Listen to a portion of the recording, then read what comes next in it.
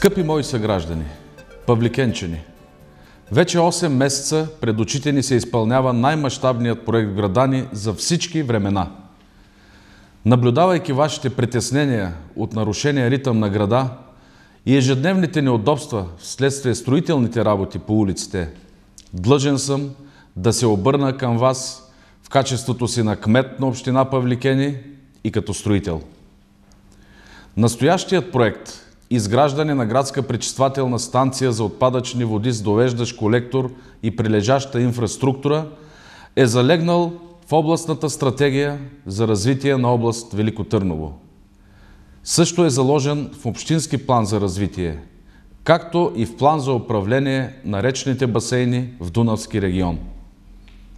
Всички страни, членки на Европейския съюз, са длъжни да спазват Европейската директива за пречистване на отпадъчни води от населените места.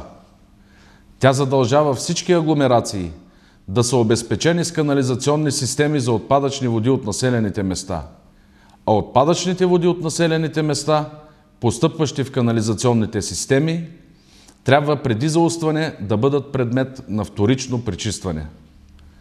Екипът на община Павликени си поставя за цел с реализация на настоящия проект да се постигне значително подобряване на съществуващата система за управление на отпадъчните води, които до момента се изливаха директно в покритото дере и в река Павликенска, непосредствено зад зоопарк.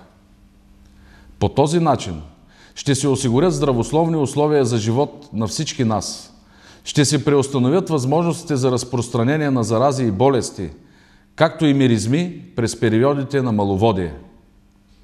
Чрез пречистването на отпадъчните води ще възстановим естественото състояние на река Росица в доста широк обхват по поречието й.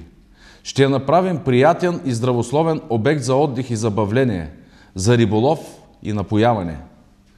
При изпълнението на проекта, освен включване на нови райони чрез изграждане на нови канализационни клонове, се изпълнява и реконструкция на част от съществуващата канализационна мрежа. Това се налага по няколко причини. Предвид гравитачното отвеждане, местоположението на градската пречиствателна станция за отпадни води определя нови нива и наклони на част от клоновете. Съществуващата канализация е с бетонни тръби, които на места са разместени вследствие слягания и движение на земните пластове, и отпадъчните води просмукват в почвата. На места старите тръби са запълнени с пясък и тиня и нямат нуждата проводимост при проливни дъждове. Друга част от тръбите са с малки сечения, които не могат да поемат новите увеличени водни количества. Включването на нови клонове налага промяна на дълбочини на полагане. Колекторите, минаващи успоредно на откритото и покритото дерета, трябва да поемат отпадъчните води от напречните улични клонове, като имат възможност чрез дъждопреливни шахти да отвеждат дъждовните води директно в деретата, а не да запълват обема на пречиствателната станция и да я натоварват излишно. След щателно обследване с модерна апаратура, община Павликени е направила всичко възможно още на фаза проектиране да се ограничат разкопаванията и подмяната на съществуващите канали, но това не може да се прави в разрез с техническите норми и правила. Необходимостта от реализирането на този проект не бива да бъде поставена под съмнение. Успоредно с екологическия благоприятен ефект, с него ще постигнем и редица други цели. Повишаване стандарта на живот, благоустрояване, прецизно ще се изкърпят с асфалт зоните на изкопите в широк обхват, ще се подменят шахтите и ще са на нивото на пътното платно. Всички зелени площи ще се рекултивират. Откриване на нови работни места. Персоналът на градската пречиствателна станция ще е 14 души. Осигуряване на достъпност, надежност и сигурност на ВиК услугите. Създаване условия за привличане на инвестиции и спомагане за икономическото развитие на района. Намаляване риска от заболявания. Възможност за използване на отработената утайка за наторяване. Аз съм строител. Тази професия упражнявах 18 години. По стечение на обстоятелствата, встъпването ми в длъжност продължавам да се занимавам основно с строителство. Години наред в Павликени не се построи нищо ново. Изпуснати са били редица възможности да се гради и да се разрешават проблеми. В момента имаме невероятния шанс да получим финансиране за важните обекти на Павликени. Единствено в наши ръце е да съумеем да превърнем тези пари в смислени обекти на градската инфраструктура, които ще служат на нас, синовете и внуците ни, за поколения напред. Необходимо е малко търпение от всеки от нас. Аз знам, че строителният процес създава неудобства за всички вас, мои съграждани.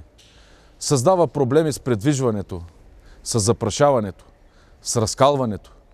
Усещате вибрациите от преминаването на строителните машини.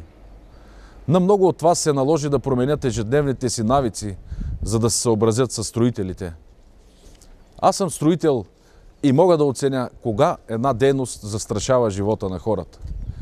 Мога да ви уверя, че са взети всички мерки, за да няма нанесени щети на частни имоти и да не бъде наранен нито един човек. Имате право да се притеснявате. Знам, че го правите от загриженост за общия ни дом, Павликени. Няма да се сбъднат опасенията ви. Бъдете сигурни. Няма да позволя обаче заради моментно недоволство да бъде провален този най-мащабен проект в цялата история на нашия град.